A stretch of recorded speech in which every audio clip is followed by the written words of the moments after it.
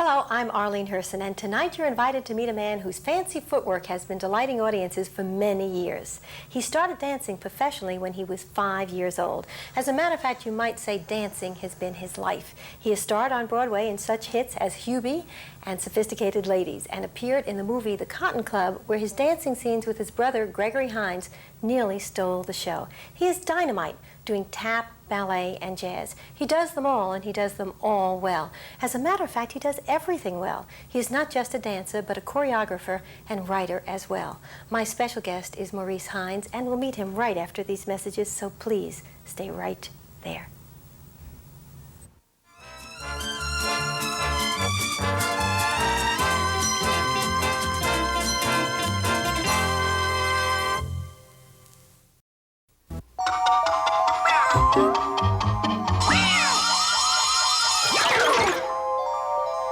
Janine woke up in a cold sweat with one thing echoing through her brain. Who was this guy in her bathroom? Meanwhile, Barry was thinking, whose bathroom am I in? Janine remembered going to the party the night before and getting smashed out of her mind. Barry remembered getting drunk and acting really stupid. Eventually. The whole evening came back. Oh, I must be really stupid. I must be really dumb. What did I do? How did I get myself into this? Well, what did I do? How did I get myself into this? What about AIDS?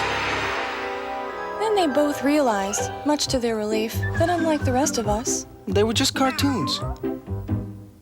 get high, Get stupid. get AIDS.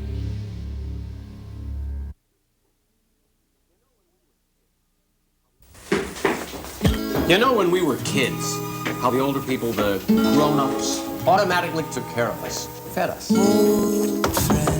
Well, now thousands of those very same grown-ups are living their lives behind locked doors, all alone, sometimes physically unable to leave their homes.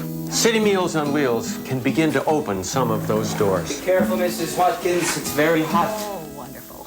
Hey, Laura! Won't you please help us help more of them? It's our turn.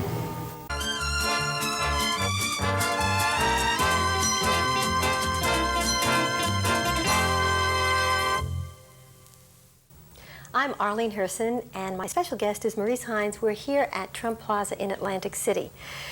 And it is a pleasure having you on the show. Well, how you doing? Terrific. Good. Terrific. And all this energy that you have, I can see why you're a dancer and an actor and a choreographer. But I mentioned in the introduction that you were dancing starting when you were 5 years old. I think that was professionally. Actually, you must have started dancing even earlier. Well, no, we started at 5 and 3. Grady was 3, I was 5. And we started taking tap classes then. And we really didn't do our first thing until 2 years later. And I was 7 and Gregory was 5. And that was the amateur night at the Apollo Theater.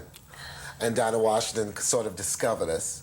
And she said, well, put them on the amateur night, but don't let them compete because they're cute. She didn't know we really could dance, you see. She just thought we were cute, and we were cute. Oh, we were adorable. So she put us on, and they went crazy over us. And she said, well, those kids really can dance. We started with Ruth Brown at the Apollo, got a week there. And then our first big thing was a Broadway show called The Girl in Pink Tights for Agnes DeMille.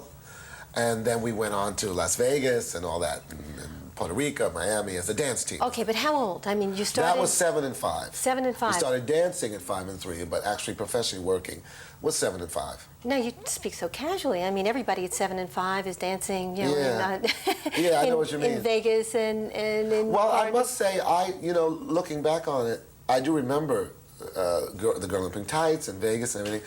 And I recently asked my teacher, Henry Latang, who choreographed the Cotton Club movie and Hubie and Sophisticated Ladies, what it was about Gregory and I. Well, we really, because he had a big school with all these kids.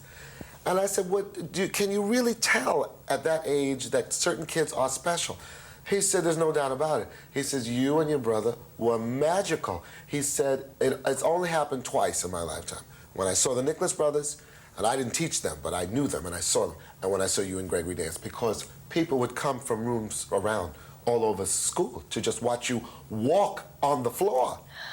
He said, I knew then. And we didn't know it then, you know. Do you know who knew it first, though, according to everything that I've read and also some of the feedback? Your mother. Well, my mother, First, yeah. well, you know, we all have mothers that think Yeah, we're terrific, but she your did. mother was the one that became your agent for a while. Oh, she yes. screwed the taps on your shoes. Oh, yeah. She got you out there to My all mother the right is, people. without my mother, and I'm not just talking just biologically, but even today, I would never be where I am. She's the one that gave me confidence. I've always been surrounded by strong women.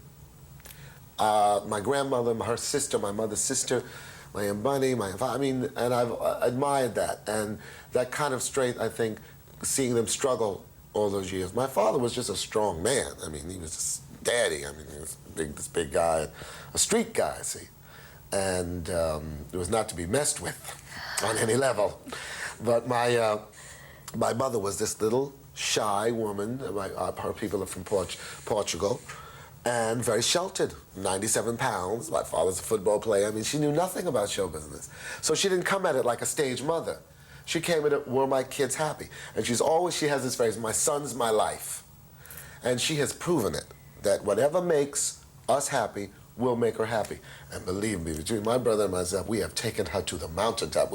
She has proven that she really loves us. Oh, well, sure. but Wonderful also- woman. All my performances are dedicated to her. It's in my playbills, it's in my bio. Right here, she called me this morning to wake me up, even though I was hoarse. Don't worry, sweetheart, you'll do a good show tonight, you'll be fabulous. That's terrific. As a matter of fact, I read that in your bio, that Oh, all shows yes. were dedicated to your mother. One more thing that was important. She wanted you to dance. Part of the reason was to get you out of the ghetto. She wanted a better life for you than she had. No doubt about it. Did you have any idea that was part of her motive? Not so much later, pushing you? because I didn't think she wanted to burden us with that. She wanted us to like it and not have any reasons to dance but for the love of it. And not because, well, this is a way to do, and because she didn't really care whatever it was going to be. She was not the stage, okay, now you're in show business, you're going to stay in it. She always said, if you want to do something else, you go to college, there's a lawyer, there's a doctor, whatever, a veterinarian, whatever you want to do, but you're going to do something, you know. But she didn't do it like this. To give you an example, to make us practice, she wouldn't say, okay, now you got to practice. She'd say, show mother what you learned today.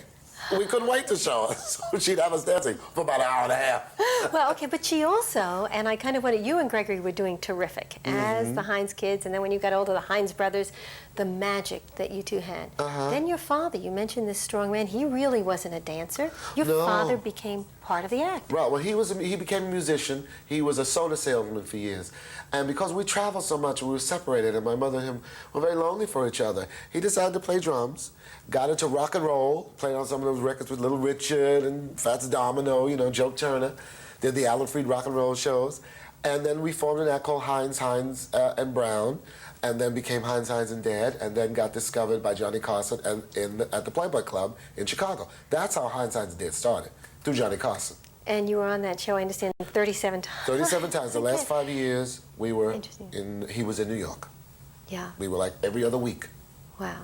As Hines, and Dad. Yes. Now, you were incredibly successful, working with your brother and your father, living together all the time. Yes. That must have been difficult when you were off the stage. Well, no, it wasn't at all. I mean, we really had a sense of family. It didn't become difficult until we decided, my brother wanted to do rock and roll, and I didn't want to do rock and roll. I didn't want to work for rock and roll audiences because I didn't really want to work for people who were on drugs. And I'd been to concerts, especially Crosby, Stills, Nash and Young. And they did such beautiful ballads, and everybody was walking around the auditorium and smoking. That time marijuana was big, smoking and drunk. I said, I don't want to work for this audience. And so I didn't, and that was really how Hines, and Dad spread. It was like a marriage. It was going in different directions. I like the discipline of theater very much.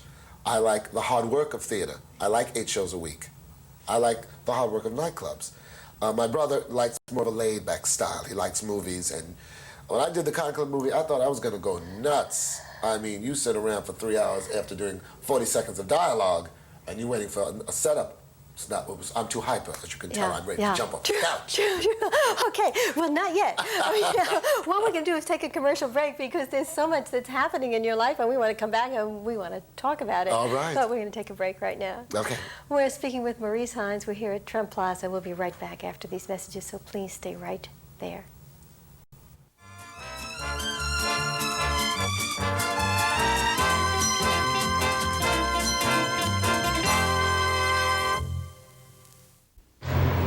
don't know, I'm missing something there.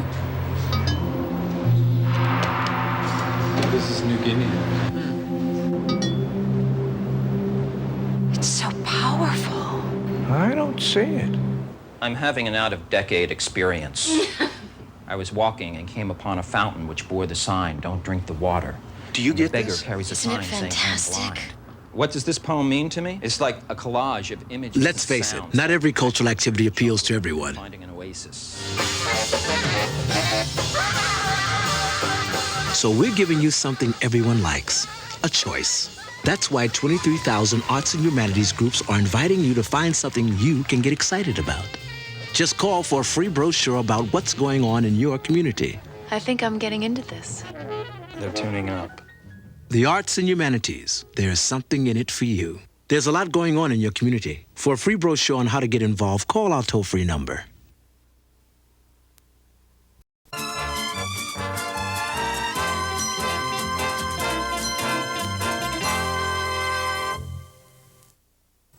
We're back. I'm Arlene Herson, and my special guest is Maurice Hines. We're here at Trump Plaza on the boardwalk in Atlantic City.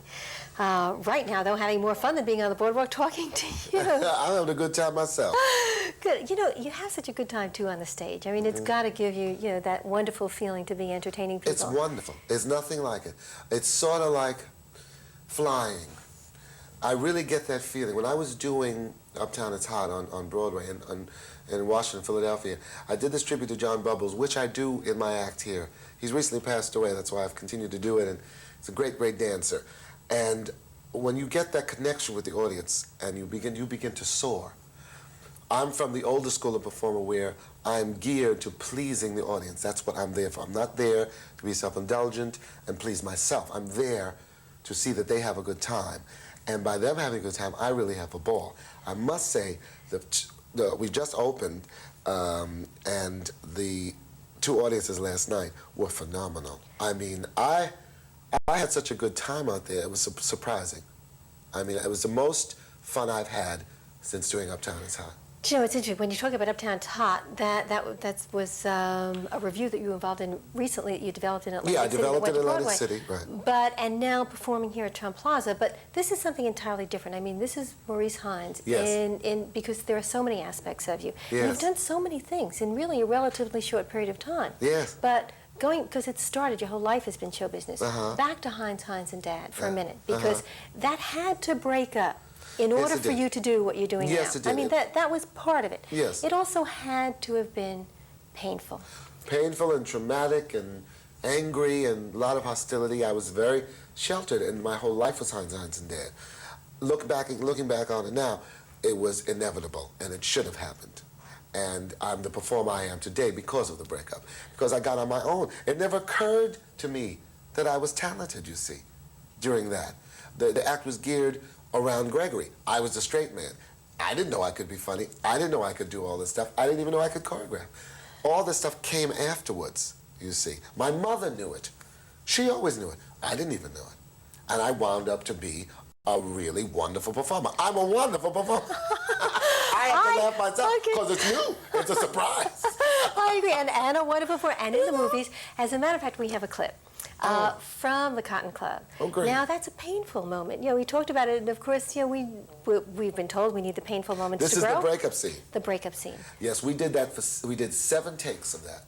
And finally, we told Francis Ford Coppola, we said, we cannot do this anymore. Because it was so real, because we did break up with not exactly the same, or for the reasons, but the emotion was the same.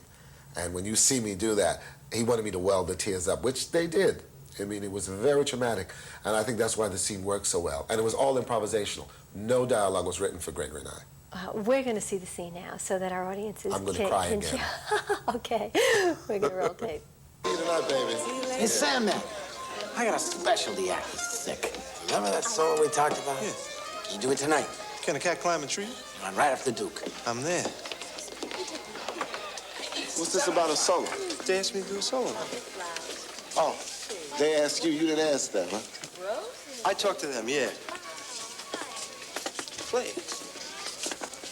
Look, it's a step up, man. It's good for both of us. Don't give me trouble. Shake my hand. Shake your hand? Oh, to spit in your hand. How could you do it to me? I'm your brother. How could you go behind my back? You want a solo? You got one. On stage and all. Clay. Clay.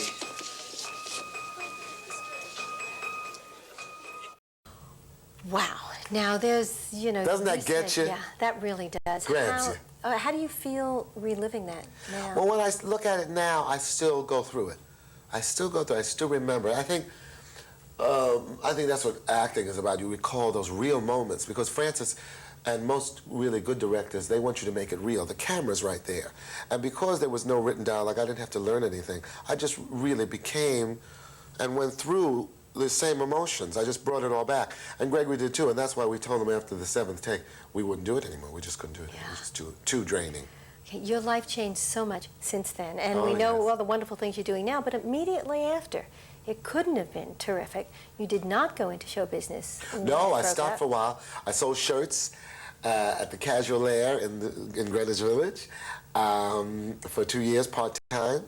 And I worked at Abraxas. I tried to get a waiter job. I was 245 pounds. I was enormous.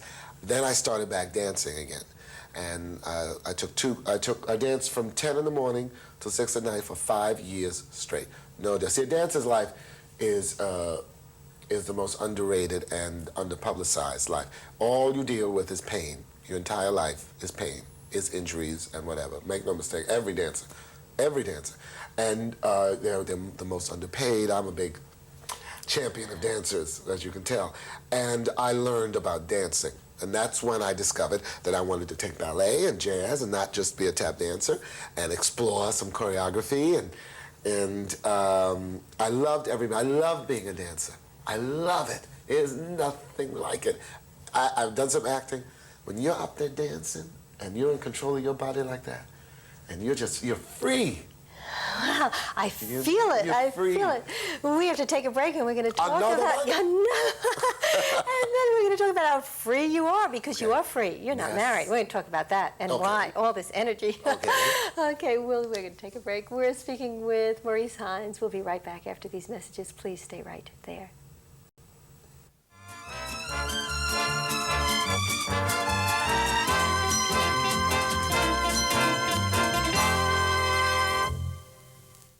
What would make this 60-year-old woman reveal her breasts to someone she doesn't know? It would have to be for a very good reason, like getting a mammogram. A doctor told her the older she gets, the higher the risk of breast cancer. But early detection increases her chance of successful treatment. Getting a mammogram might just save her life, especially if you're over 50. Call the American Cancer Society. Early detection is the best protection. Your approach is looking good, Cobra. The men and women in the National Guard and Reserve face some tough challenges when they serve. Challenges that teach them discipline, leadership, and technical skills that make them better employees. So when they need time off to serve, don't make their toughest challenge approaching you.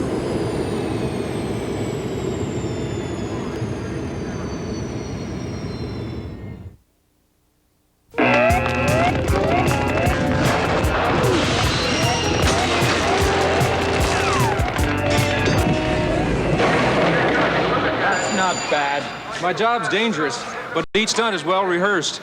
Nothing's left to chance. Now, there's one thing you can't pay me to do, smoke.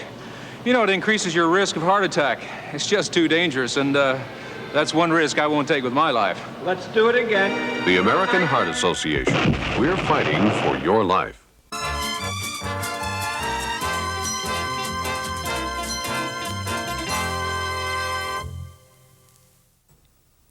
We're back. I'm Arlene Herson. My special guest is Maurice Hines. We're here at Trump Plaza in Atlantic City, where you mentioned before the break, you're free at last, doing things on your own. However, first time on the stage by yourself without Gregory Hines, your brother. That must have been terrifying. You know, it was. I did a show at Reno Sweeney's, which was a very big club in Greenwich Village. And it was a showcase. So I got on the showcase, and my uncles and all my relatives came. So I get up there, and I remember opening with You Are the Sunshine of My Stevie Wonder song. And I remember I was only supposed to do 3 songs. And all of a sudden I forgot the next song. I was so nervous. So I started talking. And I started laughing. I talked some more. Like I said, it never occurred to me that I could be funny. I was not the funny one in the act. And I started crying. I said, oh, I like it up here. So I started talking some more. And I got over my nervousness. And that's when I realized I could do it. Then I started woodshedding, and I went to all the clubs and had this little act together I did with a guitar player and a conga. I always have congas with me. You'll see when you see me here. I always have congas. And that's how it evolved into this person who is a complete performer. I remember there was one reviewer, I did an act, I think it was in Canada, and opening night, I got in such a good talkative mood. He said I was sort of like Richard Pryor, that I should stop singing, I should be this stand-up comedian. Because if I can get on a roll, I have good timing. So I've evolved into this, which is something, I'm like a child. If you notice, I'm very buoyant about it, I'm very up about it, because I'm very childlike, because all this talent came when I was 35 years old. I'm 42 now. Okay, well, the talent came when you were 5 years old, when you were dancing, and you were dancing with your brother. Yeah. What it is, you're discovering new talent. I mean, Yes, the talent right. was always there. Yeah, the This talent is was new there. talent. It was laying dormant, waiting for something to open it up. Okay, and you needed something bad to happen. Yes, true. For the good to happen. It's very true, and I think you bring all those things. That's why experiences in life, to me, there's not good and bad. It's just experiences. But the negative ones that we perceive as negative at the time is really growth for us. You see. True. So we look back. It's wonderful. You said that. It's Okay. true. And also there was a scene in Cotton Club of you and your brother Gregory Hines. Now this is of course in the movie, in Cotton Yes. Club, dancing together, Yes. getting back together, Yes. the emotion of having been apart, of not performing, Yes. and then suddenly by accident performing Yes. together again. It happened that way in real life. In real life, yes. When we did You Be Together, and we did this big number together, which was in the middle of the second act. It was Greg and I tapped together. And at the end of the number, first night of previews at the Walnut Theater in Philadelphia, we just looked at each other and we just started hugging and kissing. And we did it every show. I mean, it stopped the show. When Greg and I danced together, I don't care what show it is, we're stopping the show. That's it. That's what we were taught to do. My mother insists upon it.